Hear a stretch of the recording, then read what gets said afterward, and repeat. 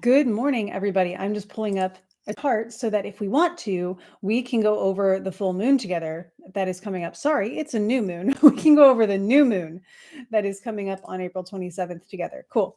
I have charts, I have data, I have so much stuff because it's already turning out to be kind of a big week. If you've been checking the headlines this morning, I hope everyone's doing well. Hi, Jenny. Hi, Rocio. Good morning. I hope everybody's doing okay. I hope that you had a wonderful, restful weekend. Yeah. So, my original intention today was to really focus on some astrology. Um, Hi, Christina. Hi, Russ. Good to see you. Angela. Good to see you. I don't know why it's just so easy to sing Angela's name. Um, so I was going to focus on some astrology that is happening this week. Yes, there are some really important transits happening this week that you'll see in all of your apps. You'll see people talking about on social media. Those are happening.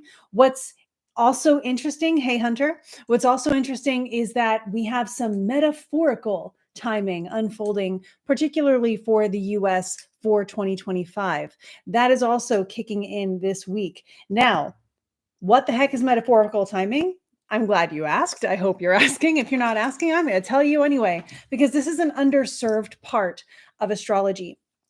This is something that has its roots in Hellenistic astrology as far back as we go with like Valens does timing techniques. It goes straight into the medieval era where we get into timing techniques. Hey, Jackie. So, timing techniques you may have heard of. And Ben what's his last name? Ben Dykes, who is an excellent translator and gave us a lot of translations for ancient stuff. Um, actually liked to thanks Russ, actually liked to differentiate between real time and metaphorical time when it comes to interpreting astrology. So I am going to kind of gently and slowly describe this. Bear with me. It's really cool and it's worth knowing.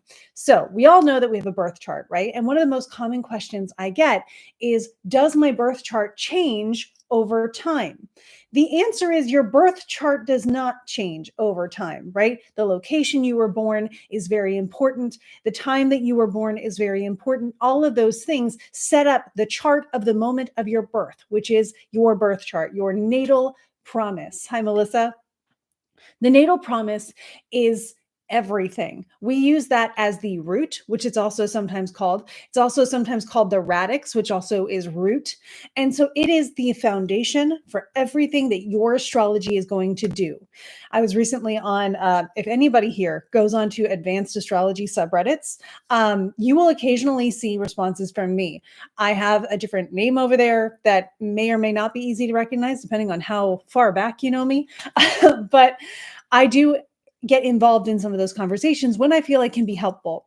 And one of the questions that came up this past week was about the solar return chart and how to interpret it on its own. Now, you can interpret the solar return chart on its own, but why when you can take it even deeper and get more specific? Hey, Meg. Hi, Shauna. So, and I'm so glad some people from my school are here. The Modern School of Ancient Wisdom students are showing up today. It's probably because I'm teaching astrology stuff that I think is going to be really helpful for you guys too. And we will get into doing all of these techniques. But for right now, what we want to talk about is metaphorical time. And so someone was bringing up solar returns. Solar returns in ancient era astrology, they weren't tracking transits day by day as we do now. At least some of the evidence shows that they were casting a chart monthly or they were casting a chart yearly. And they were saying, based on the movement of the planets this year, this is our real time. That was their idea of transit charts. And then when a planet would move into a sign or change directions or something like that, they would pay special attention to how that affected the chart for the native and the chart for that year, that month, whatever. This has brought up a question between me and my mentor that we are now researching about using actual transits as the trigger of an event or using the monthly perfection chart as the trigger of an event. Like when Jupiter goes into Cancer on June 9th, some people's monthly perfection, if you were born on a day of the month that is after June 9th, your chart for that month will have Jupiter in Cancer. However, if you were born on the 8th of a month, like me, I was born on May 8th, my monthly perfection for that month will start on June 8th. So for that month, do I not get the effects of Jupiter in Cancer, which would be really sad because like that's my Jupiter return and I would like that to happen as soon as possible. So I'm going to be studying that with my own chart this year because I have a unique opportunity to do that. And I will let you know where we land on that. Hey, Tracy. So the difference between real time and metaphorical time is real time is what's happening in the sky right now. The day of your birth time and everything, that was the real time, but time has moved on. So we took a picture of the sky and we said, this is your baby picture and we're going to let this unfold. Now this unfolds in metaphorical time. This natal chart has a promise to it. It has planets in signs, in houses. And if we metaphorically progress that or perfect that or release that, all of those are terms that have been used for different timing techniques, then we can find different times at which the planets in your chart start fulfilling their promises. Yes, you always have the promise of these planets. Yes, they are always present, but there are some times where they take the microphone. We call them time lords when they do. When we talk about annual perfections on here, that is a time lord technique where every year a different planet sort of takes over as your Dan, my husband, would call it passenger princess, right? It would be your side character for that year, your guiding planet for that year. That is a metaphorical technique saying that in your, I don't know, 13th year of life, you are going to have this house. I believe it's the first house that is going to be highlighted again. And so the themes of that house, the planets in that house, the ruler of that house are going to be active and they're going to start stepping forward in the play that is your life. So the metaphorical timing tells us which planets are now active. There are many, and in a single consultation, I do about 5 different timing techniques. And that's not even all of them that there are. It's just following an order of operations set aside by an ancient astrologer named Dorotheus of Sidon, which is really cool. He's a cool dude. And he's the only one that's like, hey, do them in this order. So I try. So yeah, cool. Shauna, I'm really glad that makes more sense. So real-time transits. Transits are things like what's happening this week. We know that this week on the 26th, Mars and Pluto will perfect that opposition that they have already started kind of brewing with. So if you've noticed, it's been kind of a spicy time since Mars came into Leo on the 18th, that the events that are going on in real time are a little bit crazy. That's because this is perfecting. Now, this transit could also be setting off the final trigger for another event, which would be agreeing with a bunch of metaphorical times. This is where we get cycles upon cycles upon cycles, right? And the last thing we check is transits. So a really interesting example that one day I probably will bring up as like a whole big video is, get ready, the day I died. Hunter, it might be. I always get those mixed up with annual perfections because the 12th house, it's 0 to 1, and I can't do mental math in my head. So if I don't have it in front of me with a little guide, the mental math is probably wrong. So I'm going to trust you because my brain doesn't do mental math. So thank you for helping me with that. 13th, I do think, actually, you know what? I'm going to pull up a thing because I still kind of think that it might be the other way around. I need my photographic memory to take this chart and actually memorize it. But again, numbers are really, really hard for my brain to remember. They used to be easy, but not so after, a certain age when a certain stuff happened. So confirming this, 13, yes, Hunter, is the second house. And what I'm looking at, and I think I'm going to show my chart. Let me just pull this over here and I'm going to show my screen for you guys so that you can see what I'm looking at. Do you want to see how annual perfections work? And then this will be a really good example of metaphorical timing. And then you can also see, based on how old you are, what year you're in. Cool.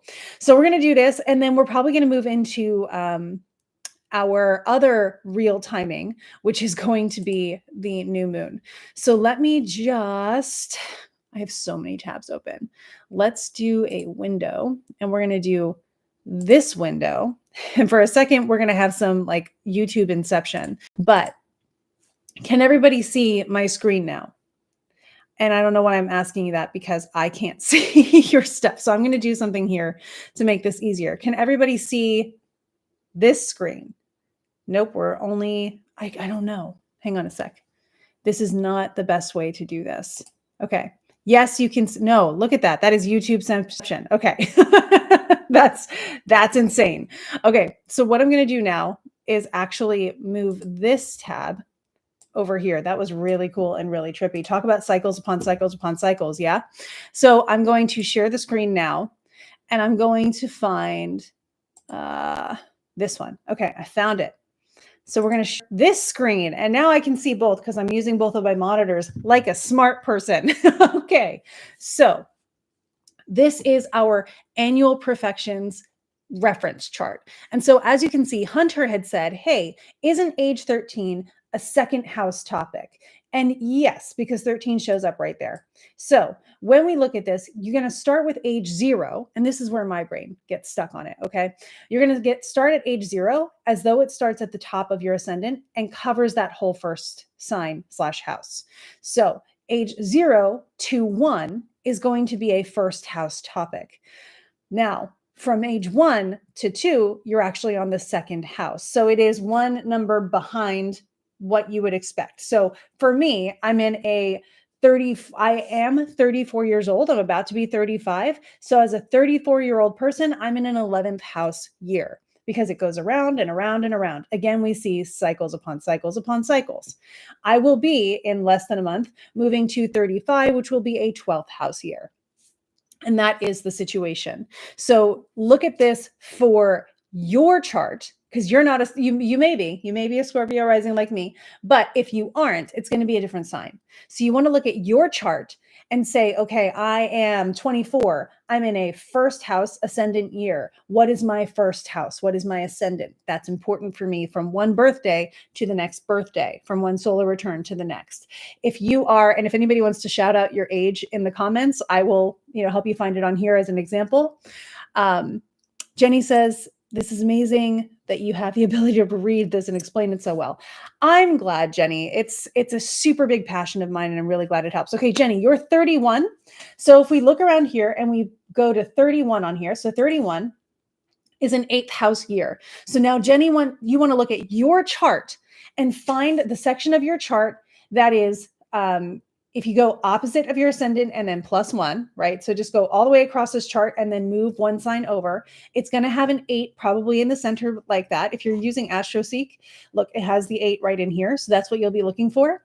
And then you want to look at the sign associated with it.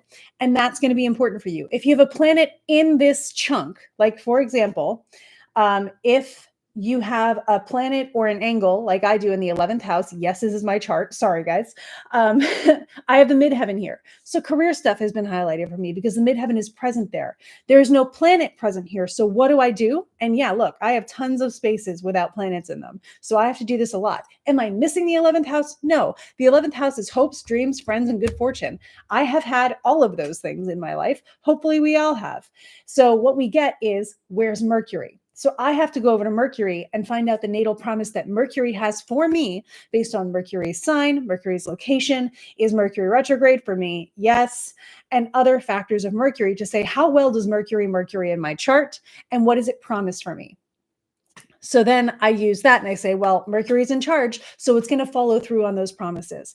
What I like to say is it's kind of like the fairy godmothers in Sleeping Beauty, where all the planets bestow a gift upon you when you're born based on what they've got to work with, right? So Mercury was in the woods when I was born and said, here, have some Taurus promise.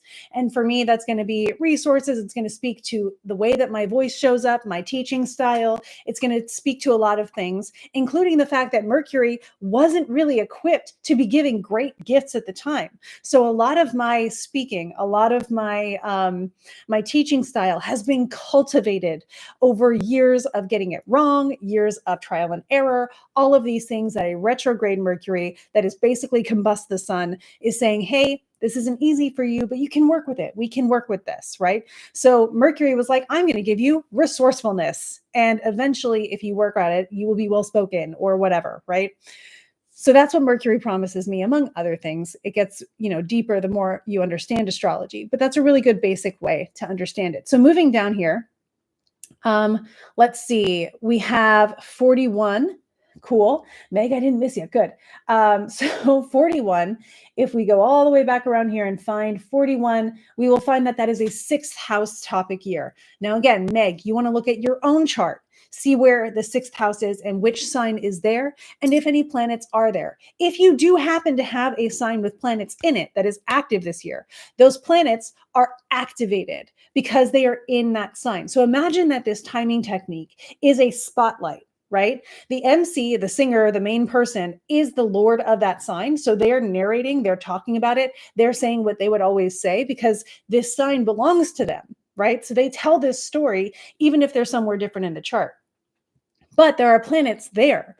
So those planets that exist there are also bringing about some of the effects that they are promising because they are in this place by default. That's where they were. So when they, as fairy godmothers, came around and said, hey, I'm going to give you this sign were the resources that they were pulling from. So if I did have planets in Virgo, I would be getting Virgoan kind of influences. Let's say Venus were in there. Now, going back to the traditional way of looking at that, we would say Venus doesn't particularly like being in Virgo.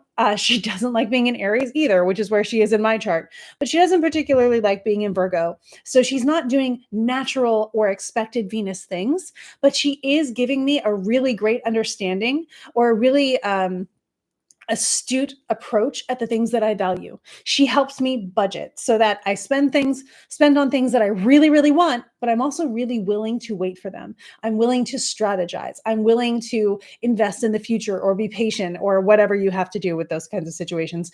I wouldn't know my Venus is in Aries. She's impulsive. So we think about those kinds of things. But Venus, if she were in Virgo and Virgo were the sign that was activated, she would also be activated because the spotlight is on her, even if she doesn't necessarily have the microphone, which would be Mercury in that case, because Mercury is the ruler of Virgo. So it really can get very personal.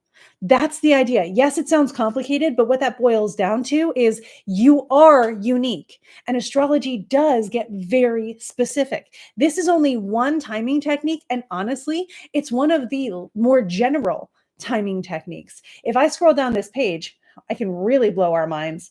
So this is another timing technique. And this is the one I'm studying right now. If we look at this on a chart, it looks like this, and it involves a lot of calculus, and it's really fun, and it's super interesting, and we don't even know how to calculate it correctly yet. We're having to test multiple ways of calculating it because we have all of these options. These are the three primary options from the ascendant, but you could also choose to do it from other positions, and then you start directing the chart from there, and it gets crazy and sometimes crazy accurate. So, for example, and I'm going to use this as a very general example, right? On this chart, if we were looking at my life, which I guess we are, we would look at November 11th, 2024 and be like, yikes, did something hard happen around that time? Because you changed from Mercury being your go-to buddy since what, 2020 to now Saturn took over and Mars is participating lately over there by square. Are you going through a hard time with some conflicts that are really making you feel restricted? And the answer would be yes, right? Restriction being Saturn, conflicts being Mars, the shift in direction being from Mercury, who is a pretty mutable, not benefic, not malefic, to what in my chart is the most malefic planet. So yeah, stuff got a little bit weird around that time. And honestly, if you look around that time, it got weird for a lot of us, but it affected me in a certain way. So with that, what you would do is come up here and be like, well, how much does Saturn not like you? And you go by how comfortable Saturn is in that chart. So that is one example of metaphorical timing. That is how we would do annual perfections, and also a technique that is called circumambulations. Circumambulations is taking your ascending degree and imagining it ticking like a second hand through the chart counterclockwise. And it's really allowing the chart to move clockwise because the sky is rising. So if you have your ascending degree and you have a sign down here and the earth turns as it does, eventually that sign will rise, makes it the rising sign, which is what your rising sign was. It was on the ascendant, the horizon, and it was rising. And then throughout the day, it'll continue to do that until it sets. Then it comes back around and does it again, and we have a new day, and it was good. So that's how this works. Hi, Anthony. I'm glad you're finally catching the live when I'm getting really in-depth. Gabe, hi. I decided to go off a little bit on metaphorical timing versus real time kind of transits versus timing techniques. So I'm going to catch up a little bit on comments here. Amber will be back with us. Amber is abroad right now. We love that for Amber. Yeah, so it can get a bit wild, Misty. I know.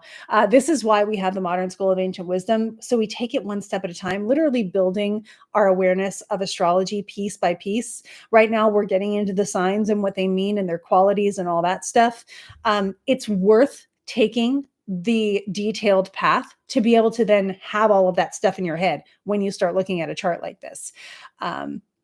So yeah, so if you're 40 now and you will be 41 in a couple months, you're going to look on that perfections chart for 40 because that has been your year since your last birthday, Melissa. Your next birthday will start that 41 period. It starts at the solar return when the sun comes back to where the sun was the day you were born. It's your birthday.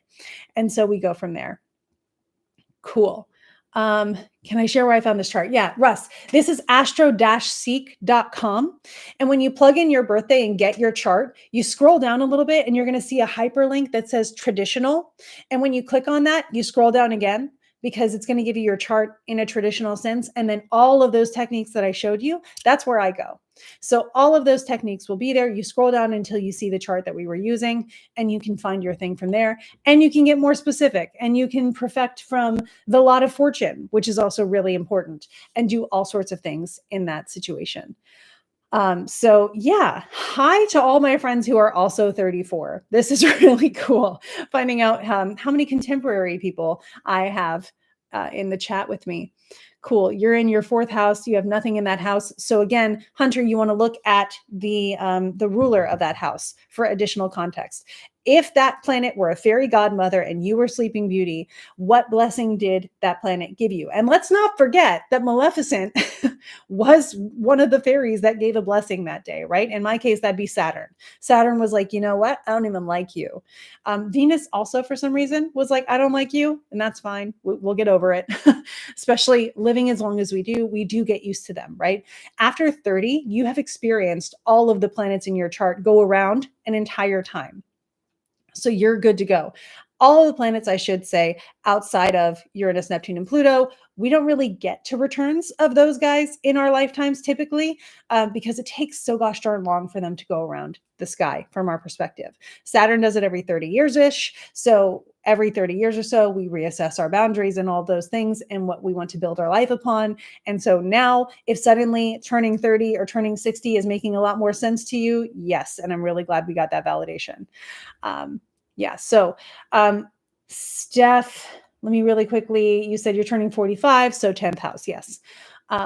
Cool. Yeah. So all of you 34 people, I know you're in your 11th house perfection year, which is great. I hope you have a very great condition of your 11th house. It is the house of good diamond or good spirit or good fortune. So that's really helpful for everybody. So it typically is a pretty good year. Also making sure you look into the context. Cool. I'm almost caught up. So the app, this isn't an app. This is actually a free website developed by someone who's just super passionate about it and has said that it will always be free. It is astro-seek.com. I can type it here, and I highly recommend supporting them. Cool. Yeah, Jenny, don't worry. Again, here's the thing. Not everybody has to be an astrologer. Just like not everybody has to be a good basketball player. You can go play a pickup basketball game or play horse with someone and still have a really good time and not be the best basketball player in the world. If you would like someone to do the math for you, you can always schedule a consultation with an astrologer that you feel comfortable with. My consultations are open. I'm one of those options if you would like to. You can go through my website, do the work with me thing, drop down to consultations, and that's how you'll find a way to connect with me if you would like me to do this math for you, as well as all the other timing techniques that I practice. Yeah, so your 10th house here, you have your moon, your Saturn, your Jupiter in it. So your moon, Saturn, and Jupiter are all activated by this perfection year. And because it's Virgo, you also want to pay attention to Mercury. So it can be a pretty changeable year because Mercury does move back and forth and changes condition a lot. But you do have those other things coming around too. Is there astrology that aligns with the whole being 19 is always challenging? I've always been curious about that. So yeah, so 19 if I remember right, I have to remember which planet. It's because the planets go in phases, the returns are not the only thing that will activate something. If there's a Saturn square where transiting Saturn squares your natal Saturn, you go through these sort of miniature rites of passage kind of situation. So because of that, around that age, it might have been Gabe. If you can help me, is that one of the? I don't think that's one of the Uranus patterns. I think it's one of the Saturn patterns, where Saturn was squaring Saturn's natal position, generally around that time. Um, and so 19, I've never heard of 19 always being challenging. My 19th year was challenging. But if we go by perfections, right, we can say that 19th year is an eighth house year. So I would look at your chart personally if you found 19 challenging, because I can explain why 19 was challenging for me based on my chart. But I would look at that and say, well, what does your eighth house look like? Knowing that that's one of those positions where change is sort of in the cards in general. 19, I think society also makes challenging for us these days. Yeah, I said fairy feels very validating. I've been learning about fairies and gave them an offering of cat hair the other day. Well, that's adorable. That's really cool, Jenny. So yeah, the reason I'm bringing all of this up is because this week, in addition to having the new moon coming up this weekend, in addition to that, the things that we're going to hear about all over social media, right? You're going to hear about the sun squaring Pluto this week. You're going to hear about Venus conjoining with Neptune. You're going to hear, I guarantee it, you're going to hear about Mars opposite Pluto.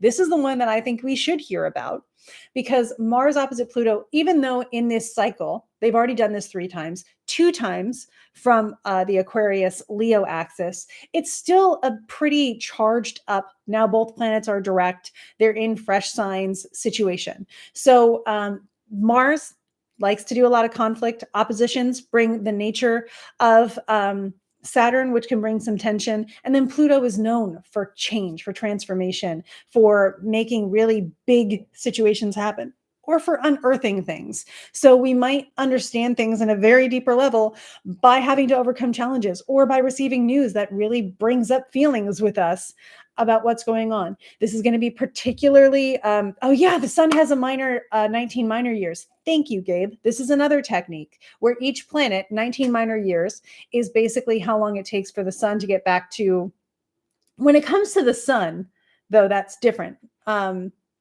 18 is the nodal return, more or less officially. But yeah, the 19 has 19 minor years of the sun. Minor years are how long it takes for a planet to not only return, but get back to its relative position to the sun in phase that it was when you were born. And so the Saturn return is your Saturn return also by phase to the sun, because it's the same degree as it was, and around your birthday, it should be around the same as it was there too. So it's one of those situations. Again, different kind of math, but 19 is your first sort of solar minor year experience, which is a lot having to do with, believe it or not, with spirit. So what you're drawn to, what you like when you're choosing sort of life path stuff around that time, your own vitality, your kind of health situation, the energy that you feel, and of course, a lot to do with identity. So that's another thing that could explain it. Thank you so much, Gabe, for reminding me of that. Like I said, there's a lot of ways that we can track cycles in astrology, and I don't even use all of them. There's a lot of them. So thank you. That's perfect. That's really exciting to remember it. Yeah, cool. Is a solar and lunar cycle. Yep. Cool. Yeah, so many cycles. Exactly. And Gabe should know, because Gabe has actually lectured on perfections at NORWAC, which is super, super impressive. And Amber's here. Hi, great to see you. Thank you so much for being here. Yeah, I get it. Trains are what they are. But we've been doing great up until now, and we'll do even better. Thank you, Amber, for being here. So what I was going to get into is the real time, which is what I just explained, the transits that are happening this week that you will find on all of your apps saying, hey, this is coming up. Those are real time astrology. It's literally just like the weather, how it's going to rain on Tuesday, and then on Tuesday it rains, right? It's going to Mars opposite Pluto on the 26th. And on the 26th, we will notice the Mars opposition to Pluto. Even easier, on the 27th, there will be a new moon. We know it's coming. We will see it on the 27th.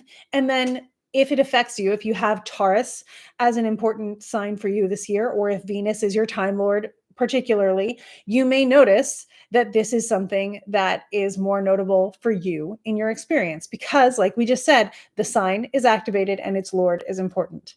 So keeping those things in mind, that's real time.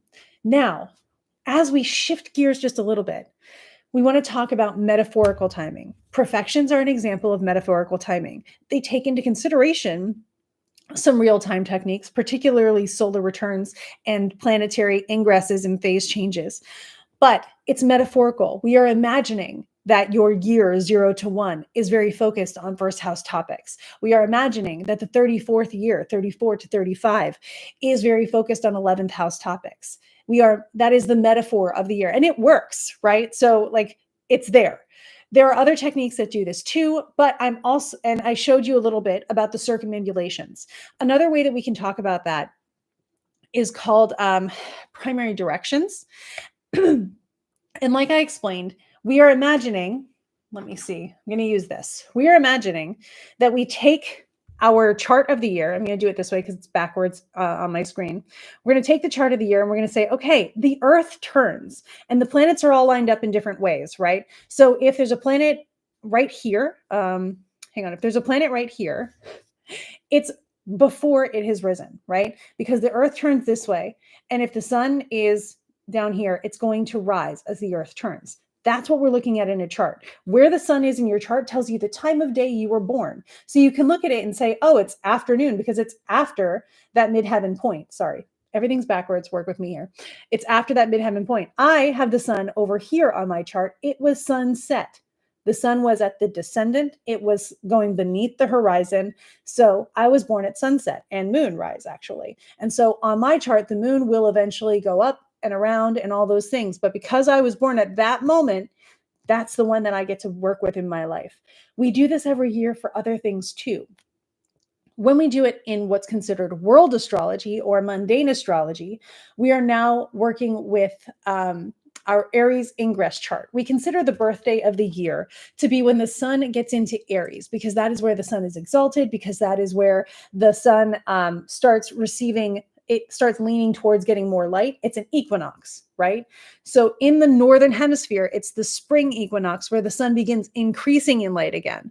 We see flowers coming back. It's a birth of nature, right? So we take that to mean it's the birth of the year. And even in our calendars, it used to be. April used to be the first month until Rome said no.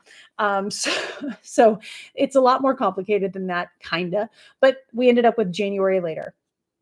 So when we look at the chart and we say, okay, this planet is going to turn, this chart is going to metaphorically unfold the way that it would, it's going to rise. And this is a really bad example because you can't see anything on it, but it's going to rise. So whatever was around here is going to rise in a circle and then go around. Now, I do have some programs that will animate it, but they are not easy to look at. I'm still waiting for Nichepso to come out so that we can see it. But you know what I can do?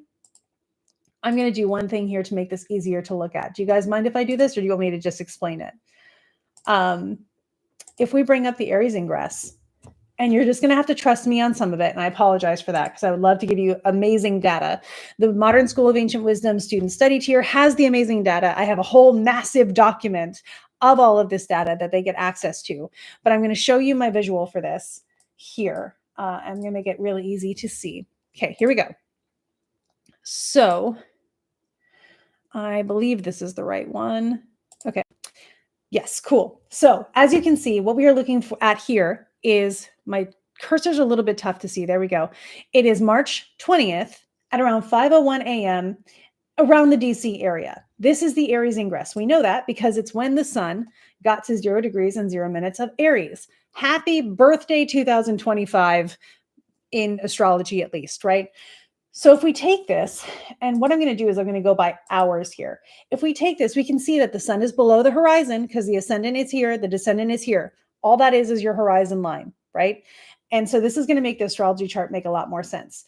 If we move forward a little by little, and because that was a huge leap and all I can do is 10 minutes at a time, of course, we're going to move forward, and you see how that ascendant keeps moving, right? Until eventually we get Saturn rising. Now, Saturn is above the ascendant. Eventually, because Neptune's really close to it in the Aries ingress, Neptune rises. And eventually, the Sun and Venus and Mercury, they all rise around the same time.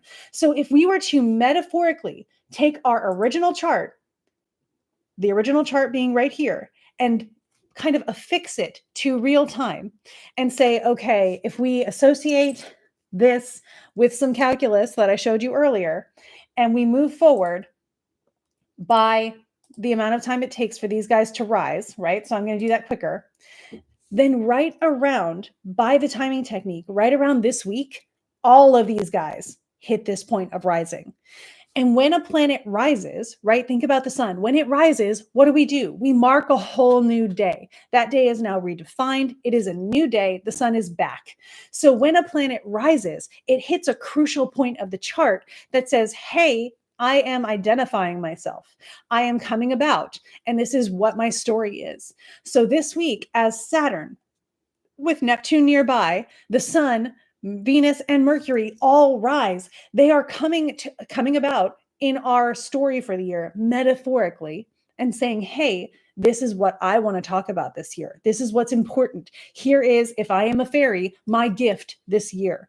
So we want to pay attention this week, not only to the Mars-Pluto opposition, which is happening, not only to the new moon, which is happening, and we know is happening in real time, but we also want to know that in the background, the gears that are turning are also giving us these guys in the Aries ingress by the techniques that we would use according to Abu Mashar and Masha Allah, Persian astrologers who are really incredible. Okay, so I hope that made a little bit of sense. It was a lot more fun to show it there. So that's what we're looking at. We're seeing metaphorical timing happening this week, as well as real-time events that can really click things into place. So do I expect that we're going to get some interesting headline? Yeah. So getting to your question, Anthony, about the news about the Pope. Religion, especially Christianity, is actually represented by Jupiter in the chart. And on that chart, Jupiter's not rising yet. However, the organization of religion, if we consider maybe Pisces, a Jupiterian ruled sign, to be associated with that, and Saturn having just risen, I do have my document here that I get like really down and specific. Let me see.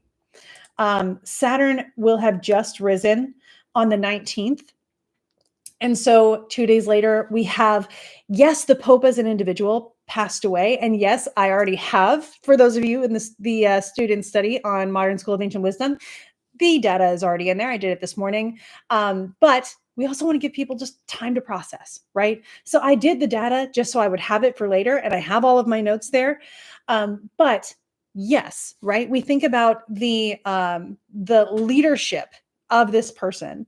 Perhaps we could associate that with Saturn, someone who is in government or governance of a leadership position of this religion in Pisces. That's one way to think about it. I'm looking for more ways to think about that as well.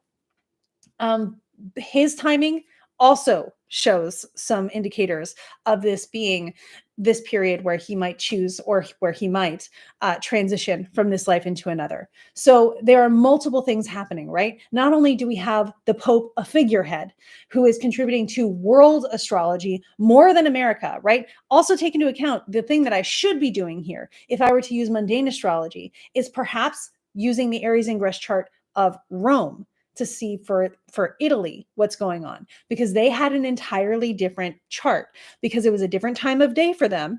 So the sun would have been later, and all of these things would actually be setting around this time, maybe, right? I'd have to do the math for it. But if they are setting around this time, that's even more to the significations of what we're looking at for this too. So for America, it's very US centric because I use the capital city of our nation, which you would do for every country you're in. So if you are not in America right now, you would do it the capital for your country. And that's honestly the best that we can work with for right now, because when these techniques were developed, we didn't have countries as big as these, right? This is like two ancient astrologers. This would be more of an empire, many kingdoms under the figurehead of one capital. So we do our best with it. It does still work. But with the Pope, I actually looked more to his personal timing. And this week, it should be said that the leaders of our country, remember the sun is rising the 23rd through the 24th ish, give or take a couple days, right? The sun is a representation of the leadership in mundane astrology that is rising in this period of time as well. Saturn, Sun, Venus, and Mercury. And so with that happening, we also say, well, if the leadership is rising, what's going on with the leaders' individual charts? And I do look at the leaders' individual charts. Again, all of that individual data is in the same document in our Patreon.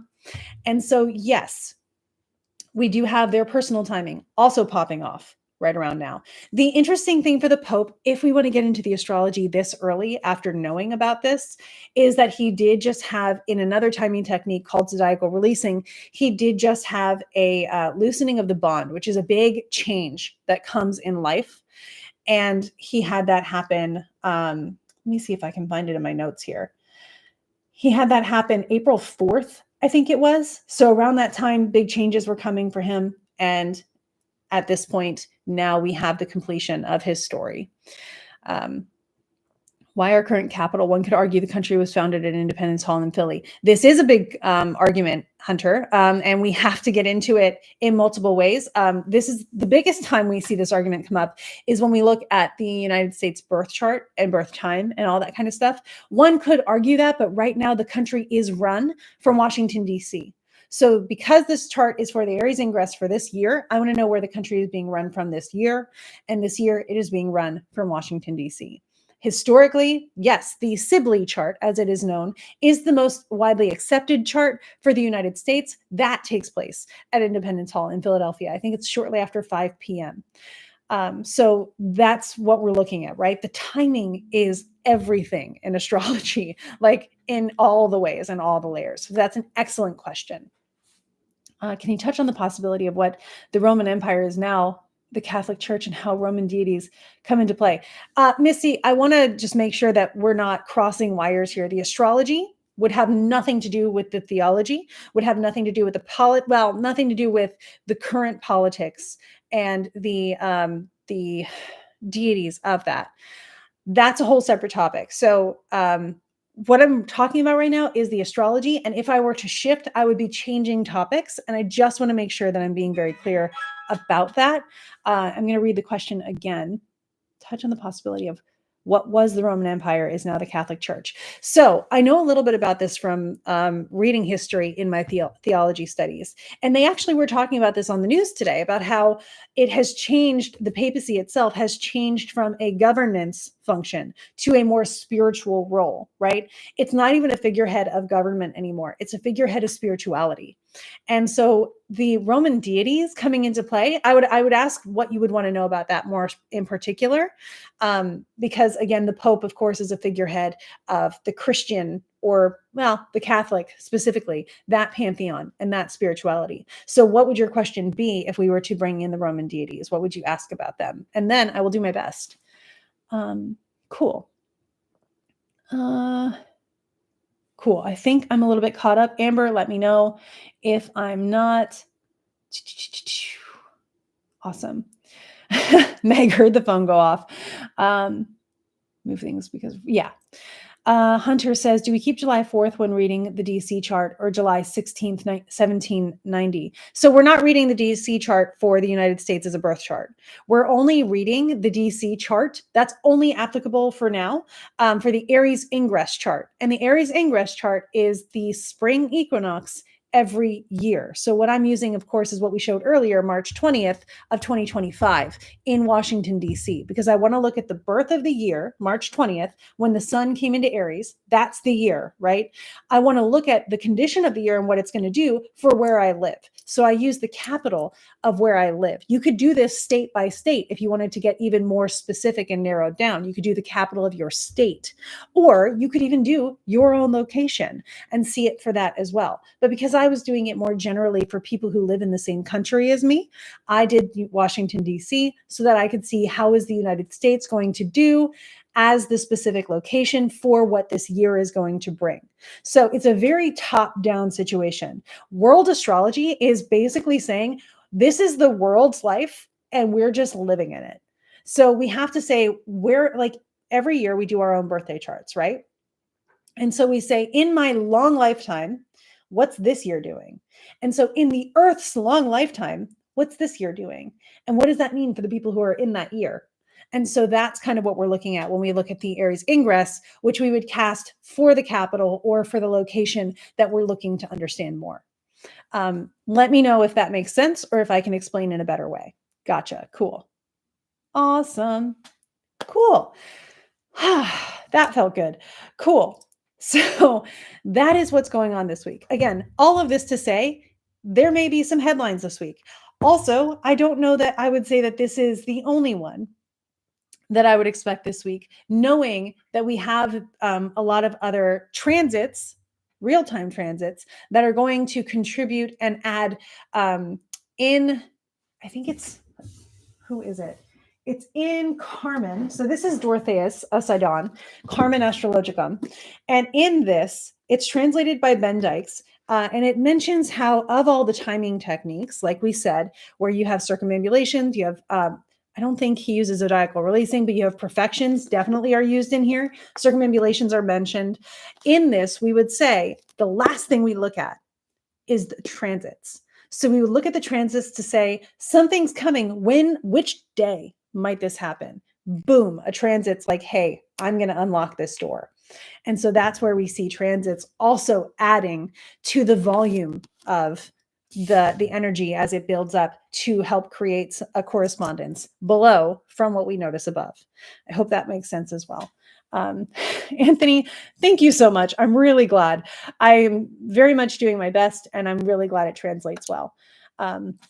My Jupiter is exalted in the 9th house, so I credit Jupiter for a lot in my chart. Jupiter comes in clutch for me in a lot of ways. So I appreciate Jupiter very, very much. Misty, I was following the rabbit trail, early Catholic saints taking up aspects of Roman deities and how Roman deities may have had some sway on Roman politics.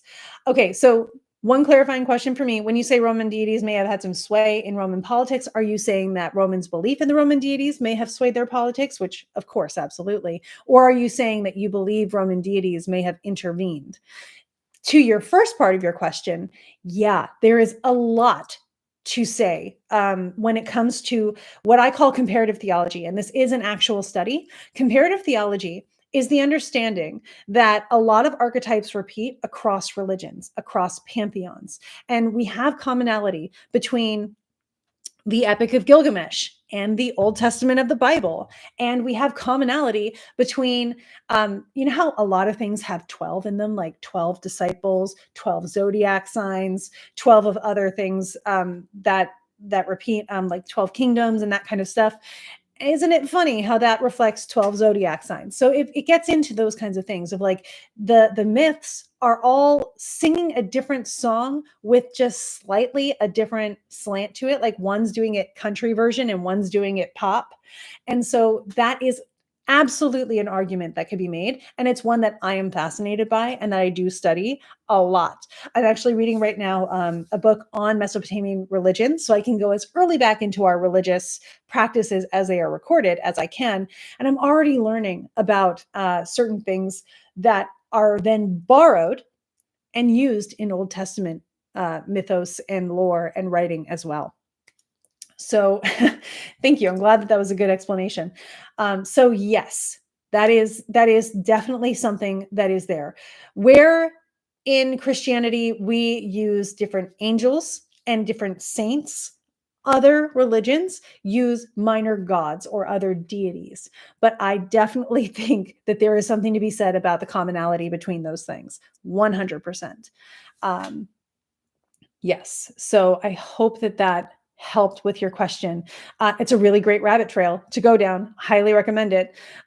When you get into process theology and comparative theology, it's very, very interesting how at first it breaks down everything you thought you believed. And then you're just like, oh, but it's okay because we're all believing the same thing. We're just doing it in our unique way. Just like, you know, we can all read a poem and get something different out of it, which is exactly what we're doing. We're watching poetry unfold, often by watching the planets. And we're then making a story about it in how it means things for us or what we've noticed happening around those kinds of movements. It's beautiful, and it gives permission for everybody to just do the thing that works for them. And it kind of understands a unifying truth underneath it all that we can all have in common, which I really enjoy. Um, yeah, so been meaning to catch this. Tracy, glad you're here. Yeah, we have like 10 more minutes. Um, I'm so interested, but get so overwhelmed. I know. And honestly, please understand, I am I am so grateful that I have the ability to explain all of these things in ways that make sense. That does not mean that when you finish this video, you should be able to go and just read an astrology chart. I have been studying this for more than 10 years. I have been doing it full time in my life for half a decade. And there are people who have done it even longer than me. And they are the people I talk to the most to make sure that I stay very fluent in this language. And that is how you can understand it. It is a lifelong learning experience. It never has to finish, and that's part of the best part of it. And there's plenty that we can get into, and we have all the time in the world to learn it as well. Until then, I will do the math for you and share as much as I can. And if you want to get as much as you can from what I share, you can join the student study tier in the Modern School of Ancient Wisdom, where I have, how long is this document now? It is 34 pages. Yeah, 34-page document on just 2025, the predictions and how it's going so far. Yeah. So does anyone have more questions? Oh, thank you, Amber. Do you have recommendations for Mesopotamian deities? I've been feeling drawn to Inanna and Ishtar. Yeah, so I actually recommend, if you're drawn to Inanna and Ishtar, Steph, Emily Wilson has done a series where she is translating the Epic of Gilgamesh, and she's doing them in various installments. And she does a very good job at the translations, and she has one called Inanna, and it now also has an audiobook. I recommend Inanna by Emily Wilson, and you could also get into the other ones as well. But that's really a great place to encounter it. And then I'm reading a lot of the drier stuff right now, so it's not as entertaining and it's not as poetic. But Inanna is really good. Inanna, translated by Emily Wilson. Highly recommend. You were listening to the Alchemist Inkwell podcast about Egypt. I'm so glad that you were listening, Jenny. You had an experience with Ma'at. Ma'at, for anybody who doesn't know, Ma'at is the Egyptian deity of balance. So think a little bit of the Libra sort of figure there. Ma'at is represented in hieroglyphics by a feather, because in the final judgment day sequence of Egyptian understanding, when you pass away, you go through a final judgment day process where you have to give your testimony to a bunch of deities. And those deities, I believe it's 12 of them, half of them seem to, a little less than half of them seem to be like, yeah, you're great, you get to move forward. And then a little, maybe more than half of them or so, they're kind of split and they're like, I'm not sure. So they weigh your heart with a feather. And your heart, if it is lighter than a feather, you're pure, you're good to go, you get to move on. If it's not, there is a deity called Yum Yum who will eat it. So yes, it is a deity called Yum Yum. And according to the guides there, that is where we get Yum Yum from. But yes, so if you're encountering Ma'at, she is really helpful with balance. And we could use some of that right now. It's feeling a little bit wonky out there. Yeah. Inanna. So I'm going to write this in here because I know it's Inanna by Emily Wilson. And remember, that's the translation. Inanna is the Sumerian deity of Venus, to put it in the most direct terms. So they tracked Venus and they gave that personification of Inanna to Venus. And yeah, of course. And so when Inanna goes into the underworld with Ereshkigal, that's actually representative of Venus's retrograde, which we all survived very recently. So that is something to keep in mind as well. Love this. This has been so much fun. I hope that this has made a lot of sense. I hope that we now have and at least I know what we're talking about when we're talking about metaphorical time versus real time when it comes to astrology. And that if things come up this week and you're like, why are none of the transits saying that this is going to happen?